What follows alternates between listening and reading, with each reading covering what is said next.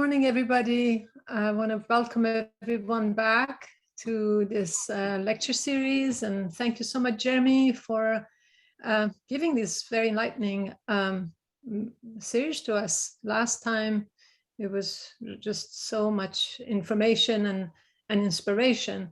I just wanted to welcome everybody, and I want to do an introduction to Jeremy because I introduced him last week. You all know who Jeremy is.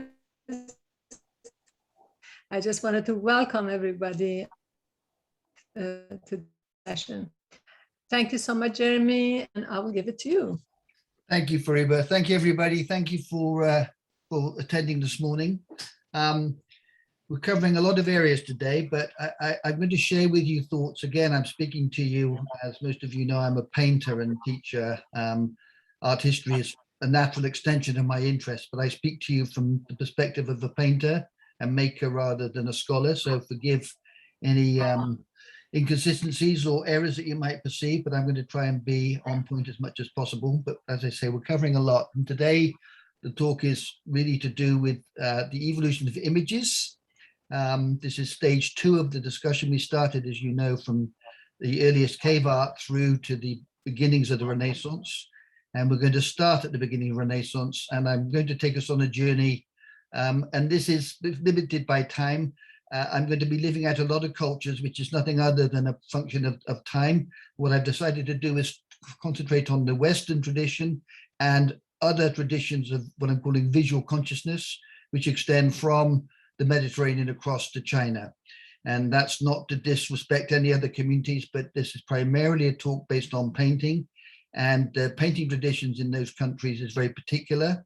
And I think hopefully will form an interesting form of contemplation for you as I share my thoughts as we unfold. So we'll start now with the Byzantine.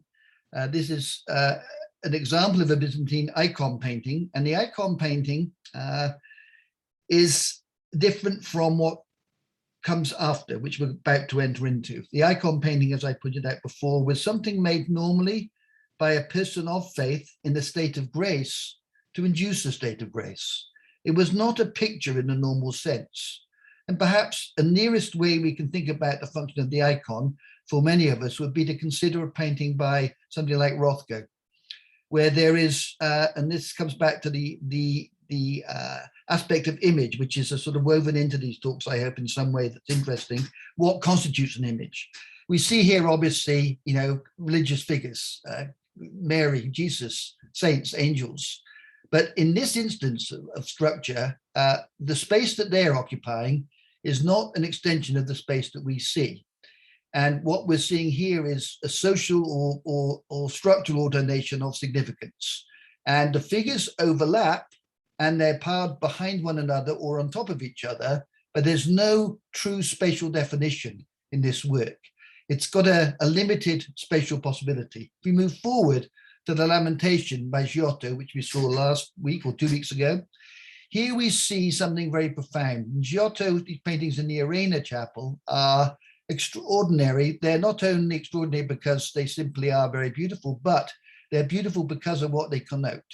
In Giotto's paintings, it has been suggested that what he does as an artist is actually something that for the Western world is a dominant force until the emergence of painters like Cézanne, and I would also offer people like Turner. But up to that point, the range structuring of spatiality in Western painting, illusionistic, mimesis-based painting, is founded at these moments by Giotto. The angels in this case are animate and expressing human emotions. The figures are overlapping, but there's a beginning of a spatial displacement within the painting itself.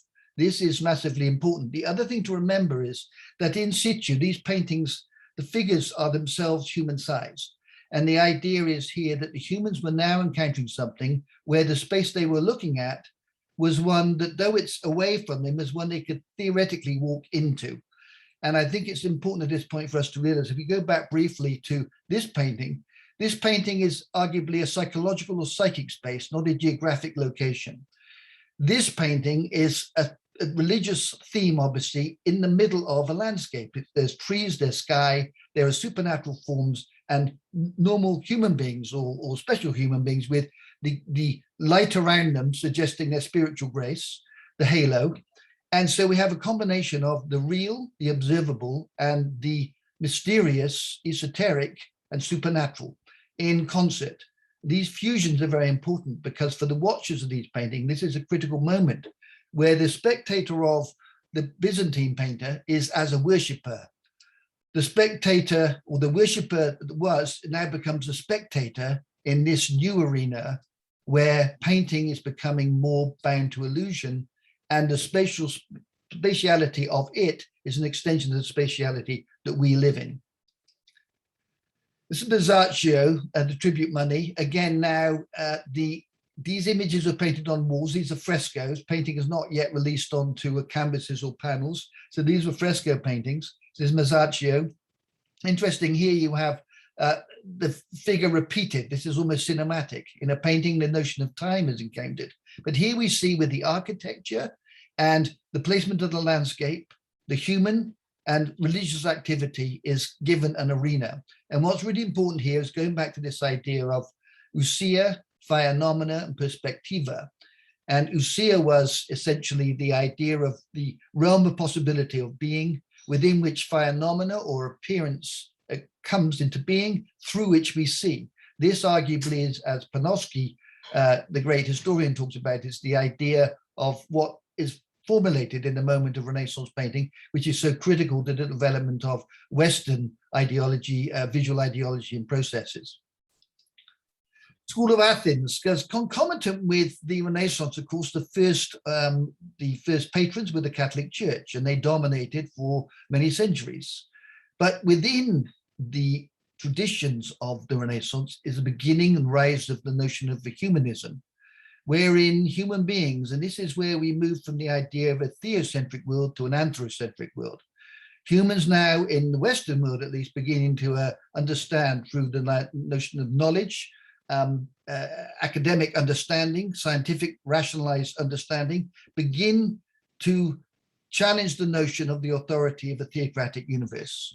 God doesn't disappear, but is now encounterable in a broader prospect, wherein human beings and their intellect, their emotions and feelings that are not always directed toward God's consciousness become apparent.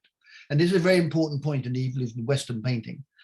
With it too is the idea of mimesis, this idea of painting's journey in the Western tradition is body-centric and time-related in a particular way, which we'll touch on when we move away from the West and we go towards the East. But I want you to think about this. What happens is that we have a moment where human beings are assuming another sense of relationship to what was formerly a spiritualized world. On a technical level, this is a drawing by Leonardo da Vinci, Virgin on the Rocks. And this drawing, just a matter of interest, is approximately 5 by 3 feet. When we see it in reproduction, these things are often lost, like the Giotto. That's the importance, obviously, of seeing work in the flesh when you can, if you can make the journeys, have a sense of what you're really encountering. This is also an example, just on the technical level, of drawing moving towards painting in a very particular way. This drawing has many elements: chalk, ink, silver point, pastels of various kinds, and charcoal. What's happening too is in this drawing, when you see it in person, there are dots around the edge of the figures. And this was basically the foundation of what was now called a cartoon. The original cartoons would be used by the artists. They would move the paper onto the canvas and then pounce with a charcoal bag pigment through the holes to create the image they would then paint into. So it's a technical note, but I find it very interesting. It's to do also with the idea that in this case, Leonardo is sensualizing the divine. And this is a very important point.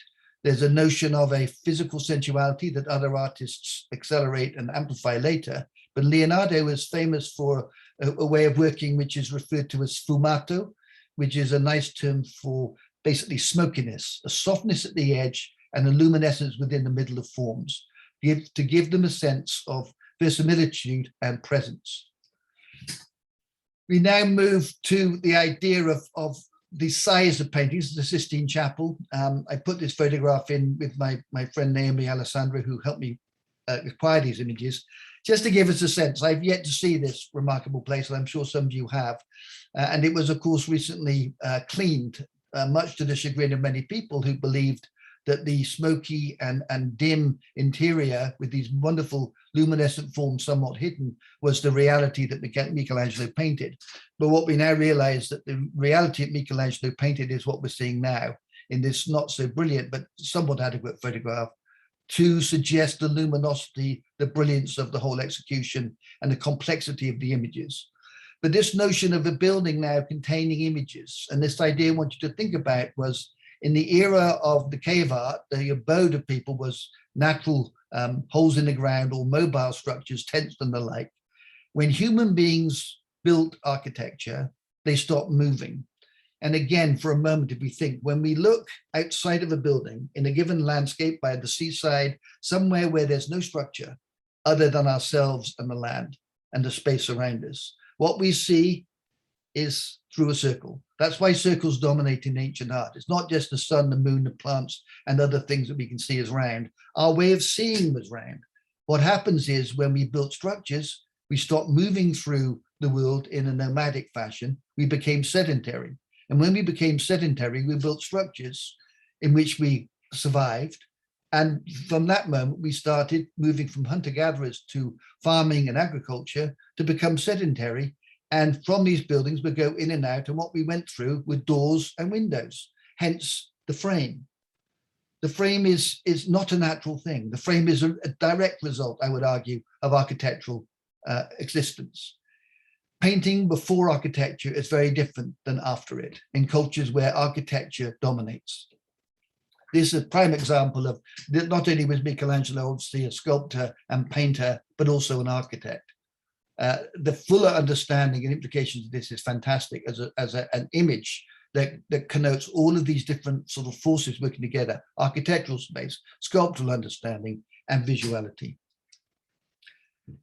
Titian, I'm showing these paintings as a way of there are many artists I'm going to have to leave out, so if you have your favorites, forgive me, but this is Titian, who I hope would be amongst many people's favorite.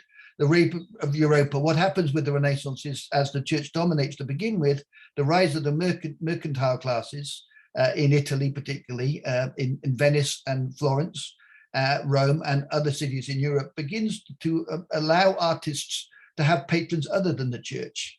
And artists could now, looking at their humanist roots, looking back to classical literature and mythology, begin the process of using those as subject matter for their painting.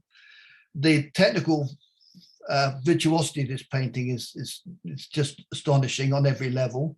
But in terms of the luminosity, the depth, the power of the image, and the complexity of the image, it's an astonishing piece at the time it was made.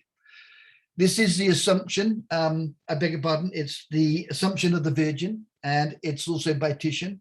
And again, this is a massive work, and in it is obviously a religious theme again, but Titian was using oil at this point, and I want you to think about this. All painting in every part of the world began with the motions that are essentially graphic. Writing and mark making are very important elements within our own creativity generally, but in terms of art, they have a very distinct relationship transculturally. But with the advent of oil painting around the 14th century, thereabouts, in Northern Europe and in Italy, it allowed artists to paint areas of surface which were not bound to wrist movements alone and the making of forms by small strokes. They could be bound by gestures, and the gestures which allowed the process of glazing, which is using transparent paint, allowed color to exist outside the realm of shape. And so this becomes really an important aspect in Western painting, when from the graphic flat surfaces, we get to the idea of a luminosity and something which renders the idea of the body in space and being lit. Now, in this painting, we have a duality of light. The optical light which we see is also paralleled by lux or lumen, or sorry, lux rather than lumen, which is spiritual or metaphysical light. And so again, we have this confluence of the seeable, knowable with the mysterious or the magical or the divine, depending on your viewpoint. This is one of the ultimate, it's an example of, it's Di Sotto in Su. It's this Andre Pozzo. It's the ceiling. It's actually what you're looking at is a flat ceiling that has been painted as if it's vaulted. And the inserto in su is a way of reminding us looking upwards toward the heavenly. This is the Ignatius going into the heavens. It is extraordinary on every level, mathematically, the way it's put together. But again, coming back to this idea of perspectiva, or the mathematical underpinning in Western art, and the dialogue between mathematics and the geography of space, and luminosity and sensuality within structure. This is a Baroque masterpiece in every sense. And again, keep thinking of this idea, the body and the spaces that the body exists in. And now we're going to shift gears, and I'm going to talk to you briefly about something that I've been thinking about for a long time, and I'm using this talk as a way to share it with you. And this is an idea I had some years ago, teaching at the Art Institute one summer, about 15 years ago. I had been working with 3 people, 2 from Iran and 1 from, I think, Lahore. They were both, all 3 of them rather, involved in miniaturist traditions from those cultures, but they were rethinking the imagery, but they were working with those processes. And as I reflected on their work, I thought, there were no shadows in their paintings, and the paintings that they're referring to from both Lahore, by extension India, and back to Persia. There were no shadows in Chinese or Japanese art. There were no real shadow declarations in any painting. If you take a line from the Mediterranean, north and south, and from the Renaissance, go in the Mediterranean from that line towards all points east, painting is shadow free. In the West, it's shadow bound. And I thought, why is this? I mean, it's not an absolute, but it's generally true, certainly in the early stages of post-Renaissance painting, up to and including the beginning of the 20th century. Why are there no shadows in the East, and why are there shadows in the West? Well, I just conjecturing, and this is not a theory that's provable, but that's what I've been thinking about, is that if you go back to the Mediterranean earlier, we have the Greek, Romans, and the Egyptians, body-centric and very, very intellectually inquiring.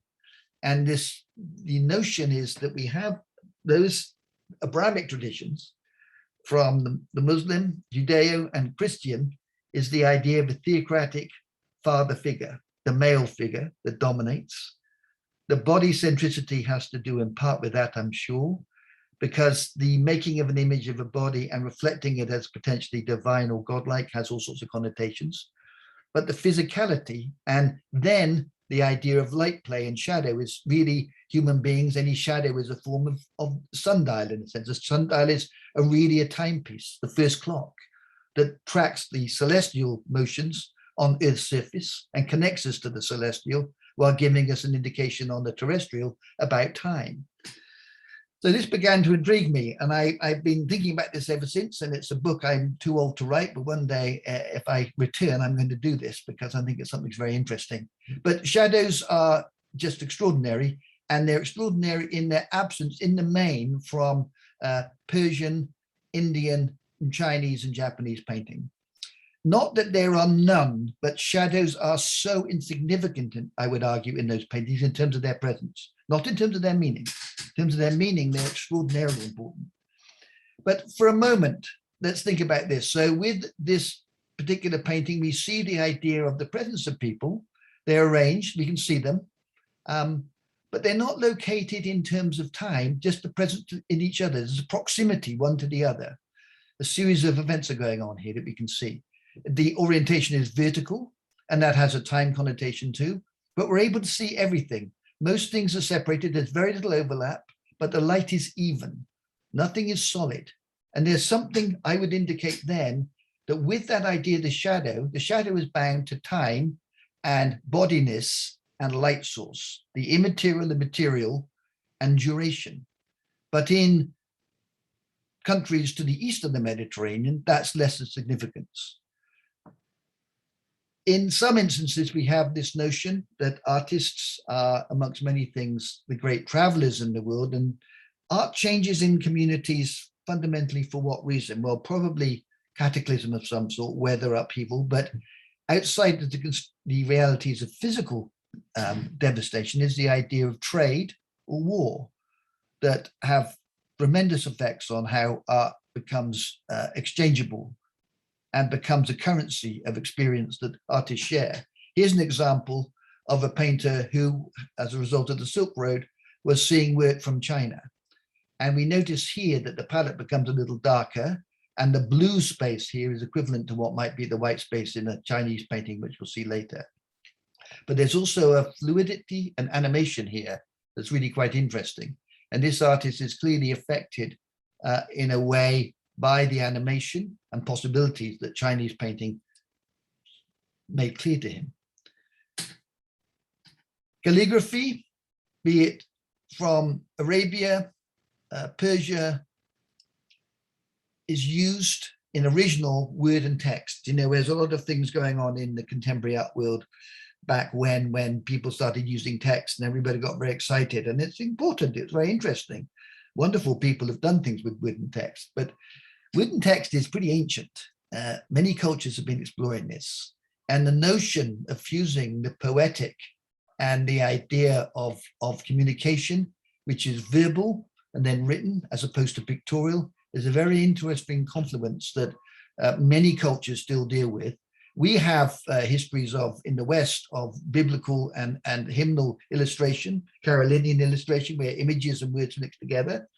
But in this case, I would argue that they're still in book form. They're to do with a kind of intimate understanding. There's again this idea of fusing the idea of language and verbal structures with pictorial ones in ways that become fascinating. But again, the shapes of this image, this is confounding the notion of the frame in one sense. It still lives within one, but I think the broken edge of this makes it much more interesting. There's a quasi-perspectival sensibility here, but it's not pushed. And the image itself breaks through that boundary, which I think is a metaphor that's significant. It has a life independent of that which contains it.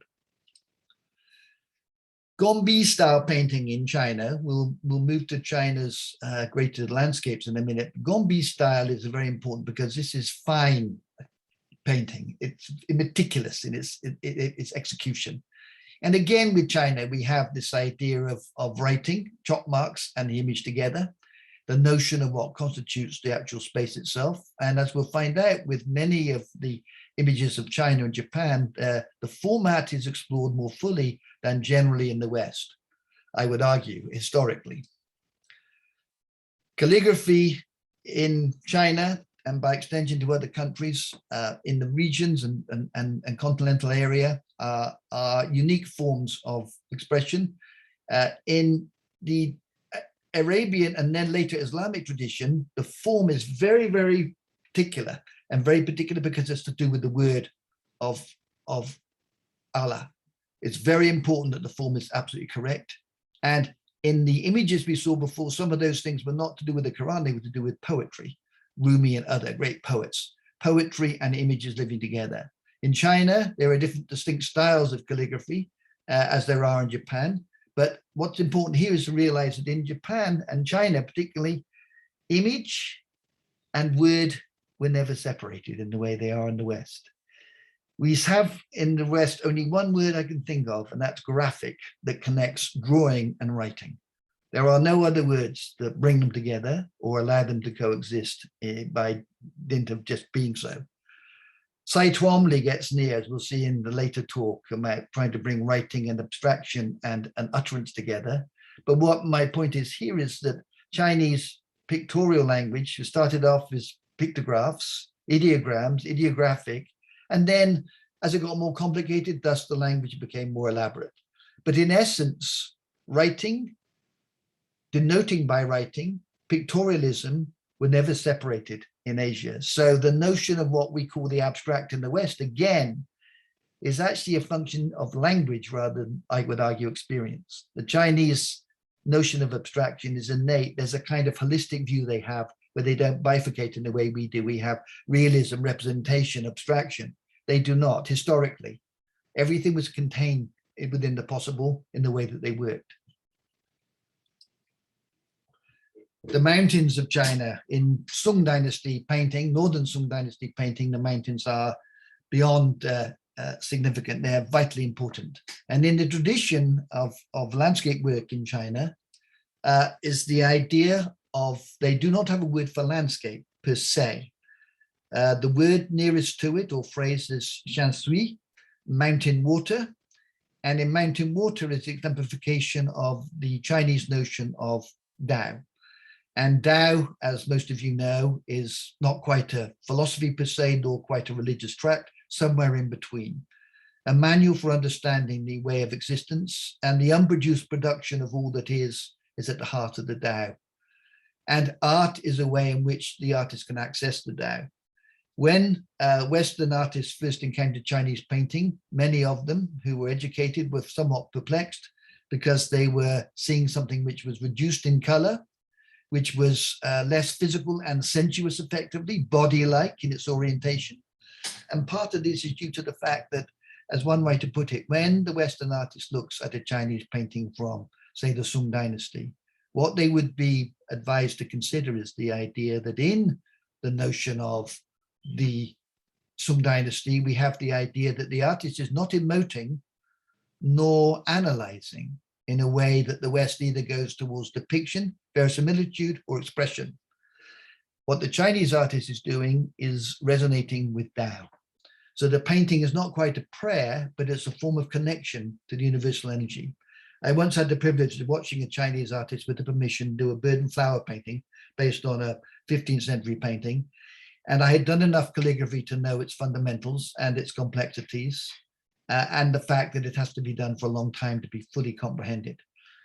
But as I watched her, I realized that she was breathing a certain way.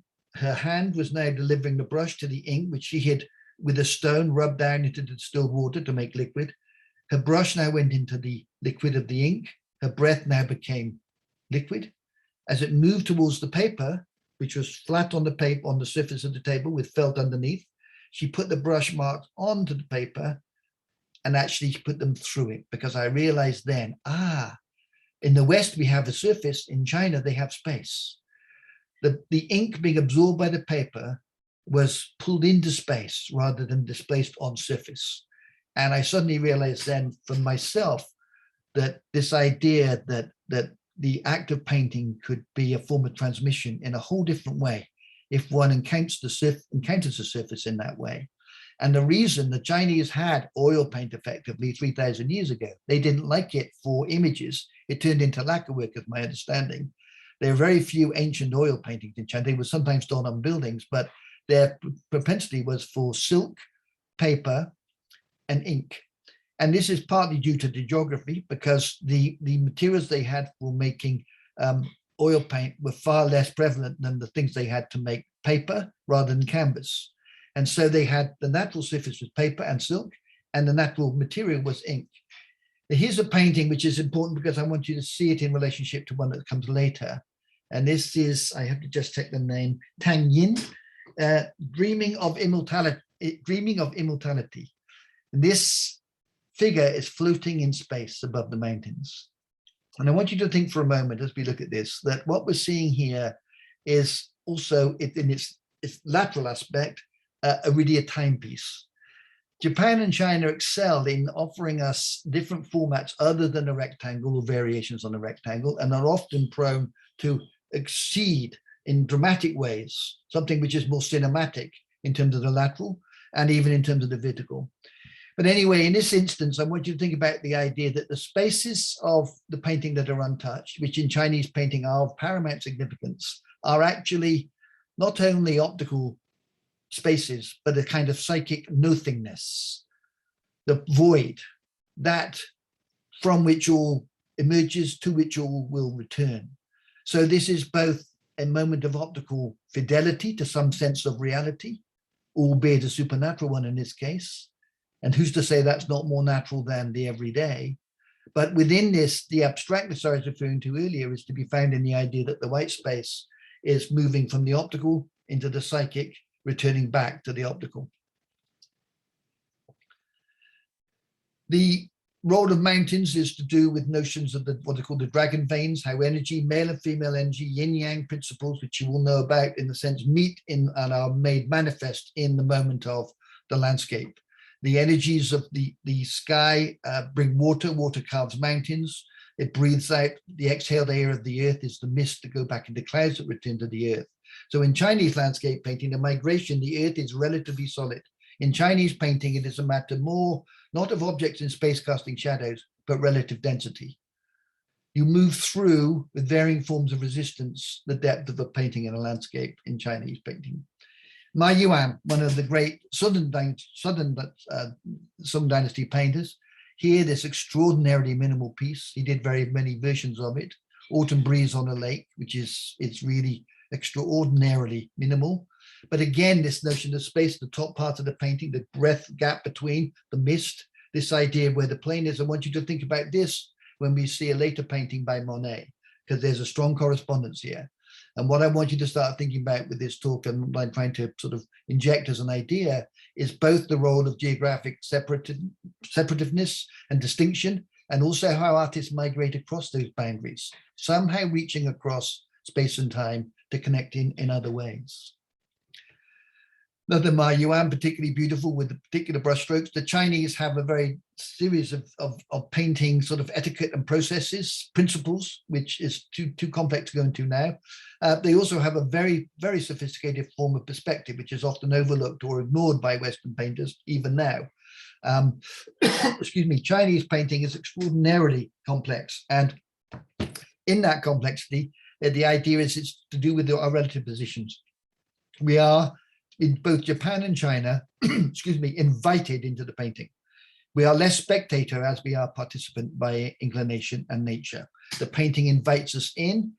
The Western painting generally presents us with a view which we're welcome to look at, and which in one level we can move into, but essentially is a different space.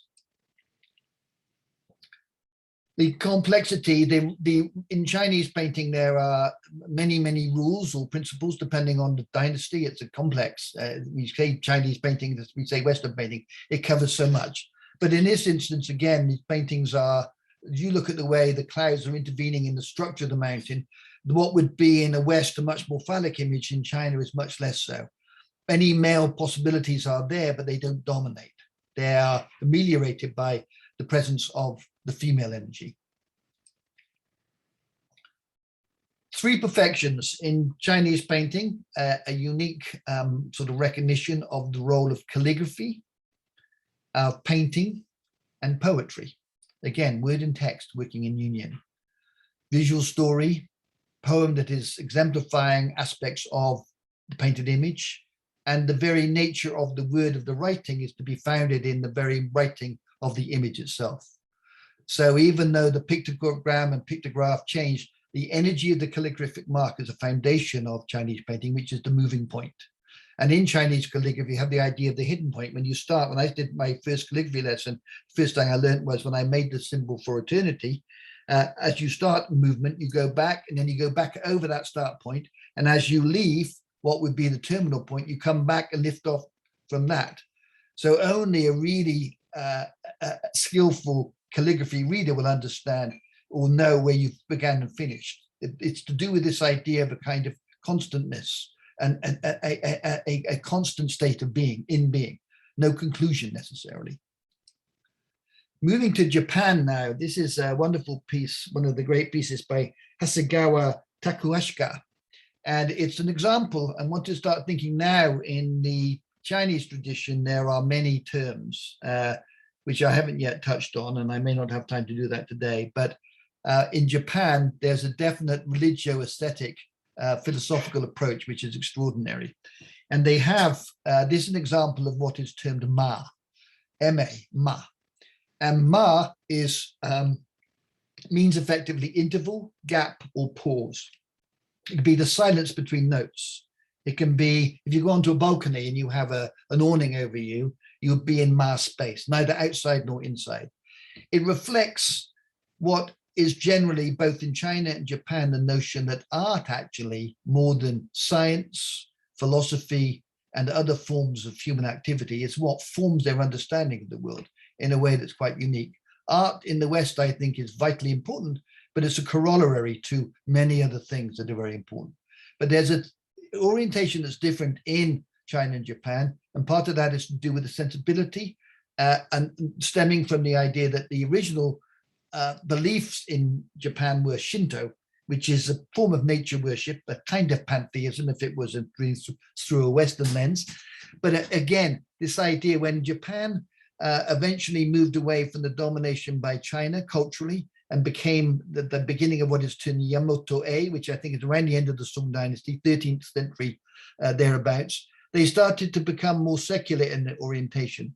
Chan Buddhism entered in, I think, about the 6th century into Japan and became Zen Buddhism. Chan Buddhism, which was Chinese Buddhism, coming from India originally, became Zen Buddhism. And in Zen, there are several schools, Soto, Rinzai, etc. But within that is the notion of practice. And for many is the notion of silence. And in Japanese, I studied karate, judo, and karate for several years, and then taekwondo. All of those words, judo, karate, and taekwondo, have the emphasis on the idea of do, which is way or way of being, which goes back to Tao. So in Japan, they adopted the Taoist principles and turned them in their own way through Zen into the tea ceremony and various other processes where the aesthetic and the spiritual find proximity and confluence. The Japanese became particularly fascinated by and have always been dominantly aware of the power of nature. It's the indigenous religion was Shinto. That was overshadowed to some degree by Buddhism, but not expunged, but it was dominated by Zen Buddhism. But now, as with China, Confucian, Taoist, and Buddhist principles can coexist in very sensible ways. It's not a battle. So here I have an example of a hanging scroll. Again, these scrolls were scrolls come in many forms. There's book art, there's album painting, there's scroll painting. The West has books, of course, China has them. And albums are places where you reflect on imagery. Persia had them in particular form. There's an intimacy implied in that. In Japanese hanging scrolls, this was an example of kakimono. Innate within that image is the idea of, let me get clear on this because this is important. In the hanging one is the idea of stillness and eternity as qualities that the painting should exhibit and which allows then the viewer to enter into. By contrast, makimono, horizontal scrolls, have the idea of, again, I want to be clear on this, motion and time. So in the very structure, in a building, inside a place, rather like Persian rugs and rugs of other cultures being brought into the home, nature is brought in through the architecture to remind us of the natural world. And pictures, my point being about architecture and the role of pictures is pictures are then, again, of things that are otherwise absent, feelings or sensations or beings or entities that we want to have a relationship with by being provoked into thinking about it as presence.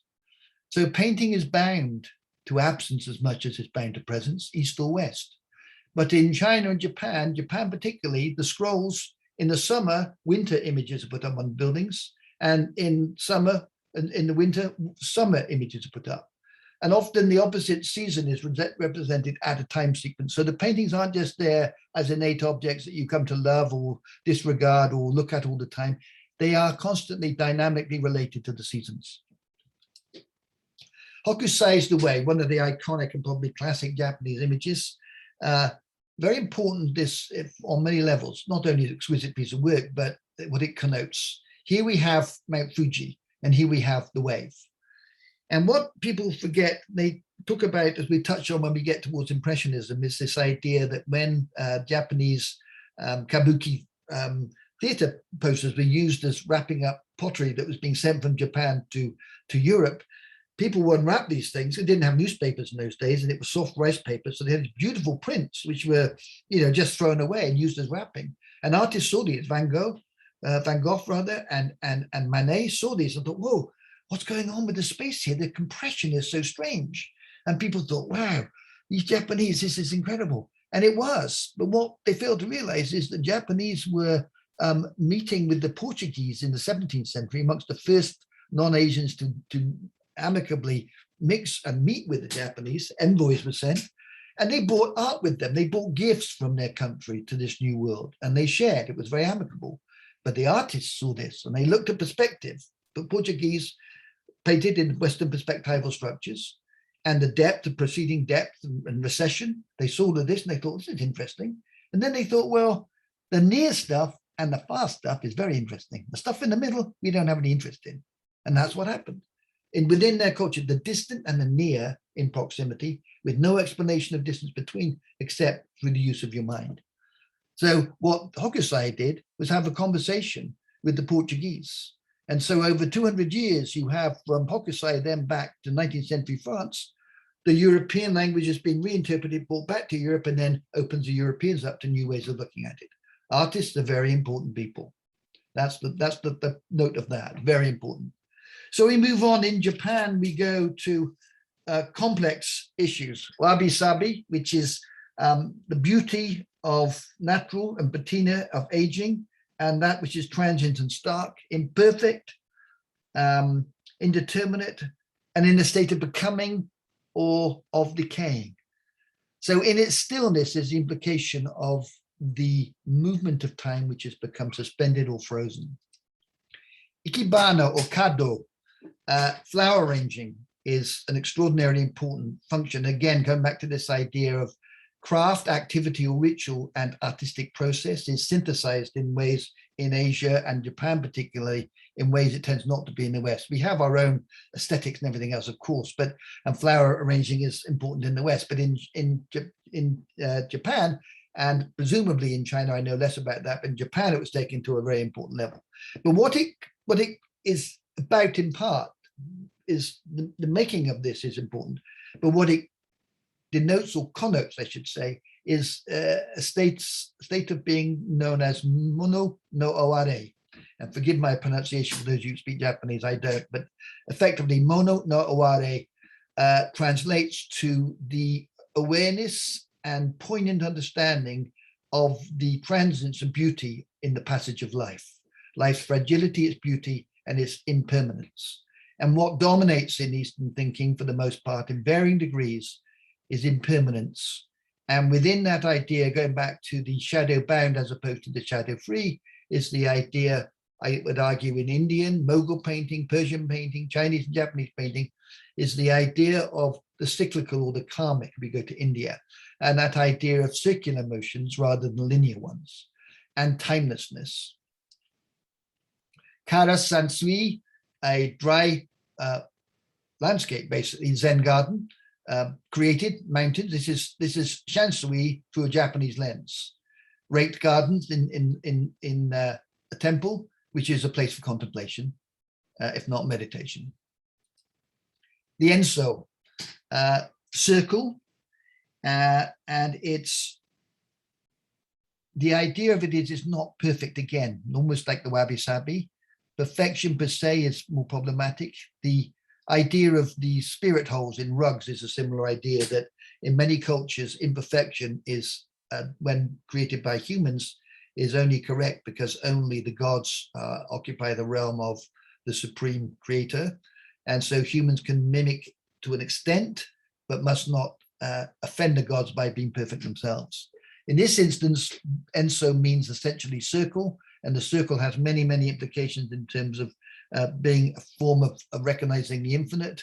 And these things are not, they're done quickly after lots and lots of practice. This is something to think about. The notion of this sort of being easy is far from the truth. These are very ritualized moments where, and they're moments of liberation. The artists move towards this idea of a kind of control that's near but not absolute control.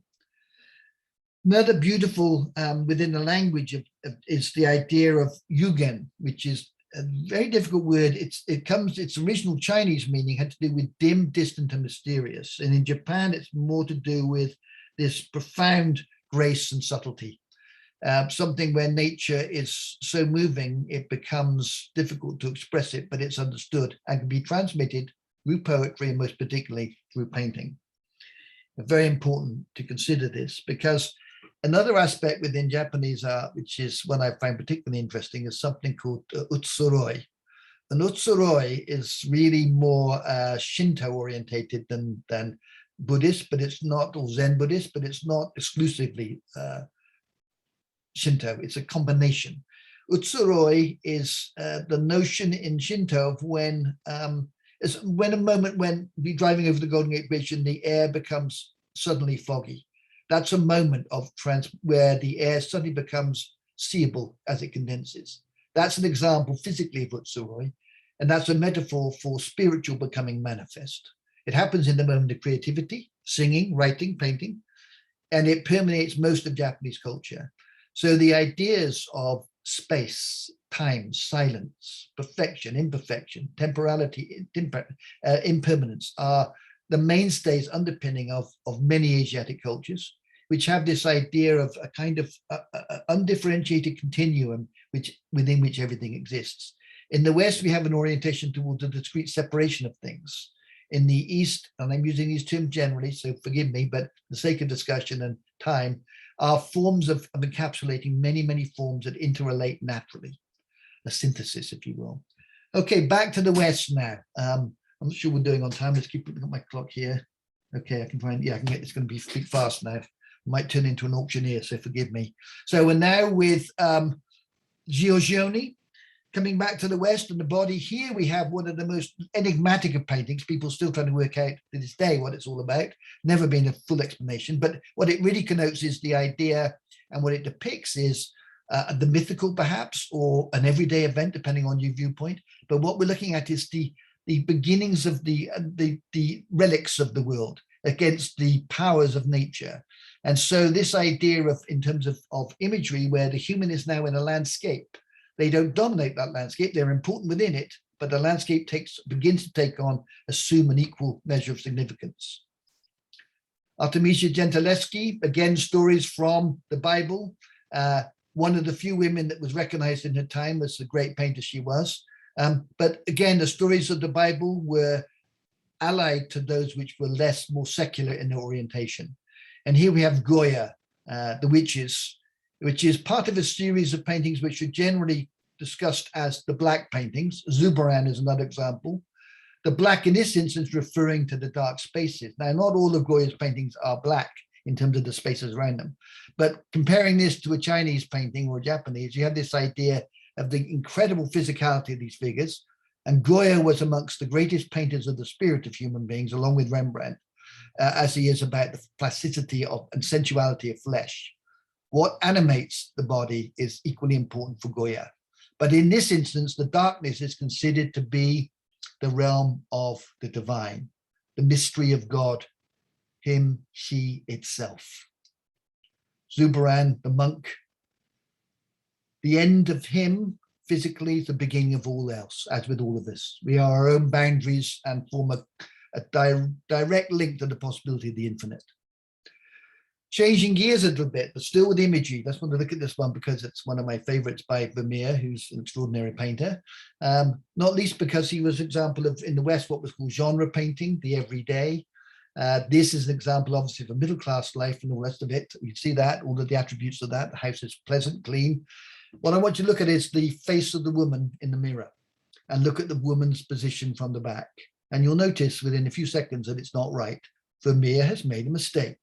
Well, no, he hasn't. What he had was a very prudish patron who, when apparently saw this painting, was not happy with the fact that the gentleman you see was leaning towards the woman in a way that was far too suggestive for that puritanical mind. And the woman clearly had interest in the gentleman. So as directed, he put the figure back into a more distant, remote vision, but kept her face the way it was originally. So he satisfied himself and the patron. Beautiful. Because also then you see this idea of, truth. And what it is, Vermeer's wanting to tell a story and the patron had a different idea. But anyway, immaculate on many, many levels, not least because this man, they made no drawings. He worked with a camera obscura, basically a giant room that was a camera. And his image was that there were no drawings by Vermeer for a reason. He didn't draw.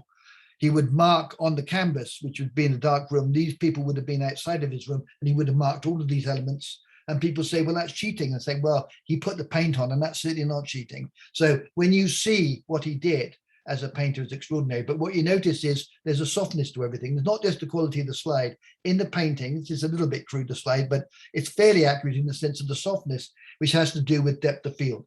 So we can know it's definitely from a camera in terms of its origin, and he was faithful to that. And what that creates for me is something that's more slightly, I'm going to say, Eastern than Western in that sense, because there's a timelessness to this. The shadows in this are there, and the light source is there, but we never see the source of light, only its effect.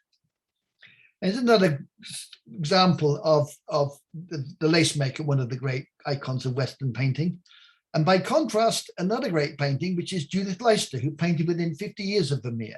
And I just, on a political level, just want to show this is a middle-class lady working at home, producing beautiful lace. This is a woman. It's called The Proposition, because the gentleman there is offering some shekels so that she'll have sex with him.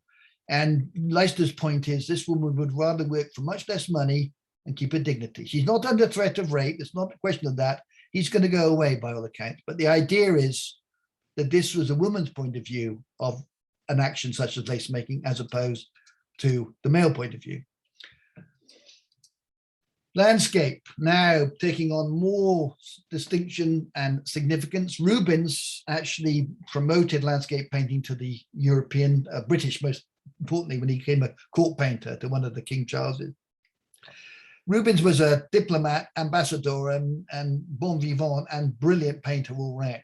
But here we have the idea of the landscape space being encountered as a place to be considered. Now, in China and Japan, the remoteness of nature was the appeal. In the West, the proximity of the general landscape around you was the first appeal, and that's the farmed land. The nature is there in terms of the sky. The painter Constable, who I didn't have a chance to put in this talk, but I'll show later, is one of the greatest painters of the sky, and the sky is unbounded. The earth is measurable. When we, all right, here we go. Then we go to the height of landscape painting in France with both Poussin and Claude Lorraine. And in these painters who became the inspirers of Turner, we have the idea of the landscape now was at this point, the theater of human activity, mythology, or religious stories. But these painters were beginning to realize, if you look at this painting, it has on each side what is called repoussoir. Repoussoir, the edges, the frames. I want you to think of this image and then imagine you're in Paris in the 18th century going to the opera or to the theater, which is what the people of this looking at this painting would have done. The repoussoir, where the actors came on and off without sort of showing themselves until they needed to show themselves. This was a language of structure that artists used, which was concomitant with theater and opera. But it was also to do with this idea of what is near, the idea of prospect and sanctuary within Western landscape. I am here, it is over there. I can move through there into the distance, and where I arrive is into the infinity of heaven. In the meantime, I have the procession and activity of humanity, which is a temporal reality, against the infinity of the natural. Now, going back to the poet and floating above the sky, we have Caspar Friedrich, who's one of the great German romantics and one of my personal heroes. And here he has clearly a scholar, not a farmer or a shepherd, looking down onto the sky as cloud, as a Chinese or Japanese artist would do without a heartbeat breaking. Just absolutely extraordinary in Western art to see this image. His head, importantly, breaks the bounds of the earth, and therefore he is having contact with the divine. And eternity, as he touches ground, he's like a lightning rod. Axis Mundi, he has a connection to the divine, and that might be the metaphysical or might be the philosophical. That's the point is yours to determine. He was a deeply Christian man, like the great filmmaker Tarkovsky. He was a mystic, and his paintings were informed by that. The Wreck of Hope, this is a piece which is about the hubris of humanity in the era of global climate change. This is the first salvo. Be careful, human beings, what you do in the face of nature. Nature is not to be disregarded, it's to be honored and respected. He lost his own brother who fell to the sea ice in the Baltic. He watched him drown, and this painting is in part a personal memorial to his brother, as well as is a commentary on the hubris of humanity. To Turner, one of my personal favorites, as many as you know, watercolorist, oil painter, and a mystic too. He was not a churchgoer, but he believed, as he said on his deathbed, supposedly, the sun is God. In this painting, Rain, Steam and Speed, you see to the bottom left, the boat with fishermen in it. If you look slightly to off center, you'll see a group of figures. Those are angels. On the train, you see coming across, which has a firebox on the front, which is ridiculous because they wouldn't be there. It's done for effect. This evil machine of the coming century is driving through nature in the realm of God. If you take the lines of the viaduct up, it forms a perfect propeller. The painting is basically a giant spiral held in tension. The compositional values alone, the light, and what Turner's really moving away from is the idea of solidity. Those shadows are disappearing in Turner. Turner, and I argue Monet, have a proximity to the East that's quite unnerving. Here we have Monet. Give you a sense of the size of his paintings, a curved painting, to basically mimic the arc of the neck, looking, staying still, as if tracking rather panning rather than tracking if you're a filmmaker. Taking into account distant things. But what I want you to see in this, here's the Lorangerie painting where they belong, architecture and painting in concert again. But what do we notice? Going back to Ma Yuan's painting where there was no horizon. There's no horizon here. This is an extraordinary leap. The horizon is gone, the foreground is gone. What you're seeing is the plane of the water in which is reflected the sky, the clouds, the trees, from which the lotus plants come up into the world, and from the darkness of the moisture of the water itself. This is an extraordinarily spatial dynamic that he's created, and in a sense creating an immersion possibility that is similar to Turner in that he's taken away the frames. The repoussoirs are gone. You are now in this space, encountering it. And I believe myself, my own, another book that I would like to write is Turner and Monet were Buddhistic in nature. When Monet was asked by Durand Ruel, his much beloved and supportive gallery owner, Claude, what is it you paint? You paint parasols, women with parasols with children in beautiful gardens. You paint ice flows, Rouen Cathedral, haystacks. But what is your subject matter? The distance between me and the thing I see is what I paint. He's painting space. Form dissolves into energy. For me, this is the nothingness that is a kind of pictorial echo of the idea of the void. This is an extraordinary moment when it was painted. This is the end of the 19th century. This is an extraordinary moment in history of art. Cézanne, Turner, Monet, these are giants for a reason. They reconfigure the notion, going back to Giotto and the idea of formulated art in illusionistic space. In the Western art tradition, this is the beginning of the freedom that artists would find in forms of expression through abstraction. Not as a running away from reality, but arguably a reconsideration of what reality might be. So with our two last slides, I come to the end of my talk, and I thank you for your time. I hope I'm on time. Let me just check. I'm 3 minutes late, so I do apologize. Thank you. Thank you so much, Jeremy. Thank you for this inspiring talk you gave. And you said in the middle of your talk that, well, this is just my theory. This is how I see it as a painter and an art historian. But that's exactly why we wanted you to come and give us a talk about art history from the lens of an artist. Mm-hmm. And of course, you're brilliant. It was just so inspiring. There were three things that it really stood out for me that I want to just make a comment here that you touched upon. It was very powerful. Amongst everything that you said, it was this East-West examination or view or reflection about the shadow, about the material and intentionality, and that how the West looks at the shadow and then how the East did. I just really love that you brought that up. I mean, being a Persian, I studied miniature. Yeah. And it's beautiful because it doesn't have a shadow, and also the miniature tells you everything is transparent. It tells you everything that's happening in the painting from all the levels without hiding anything. Yeah. And then the material, you talked about surface and space, and how in the Asian paintings they look at that, and then intentionality. And of course, you know, with the Japanese and Chinese, that's very, very important. And then I just really enjoyed to hear this East-West examination you just did and exploration. So at this point, thank you so much, Jeremy. Thank you.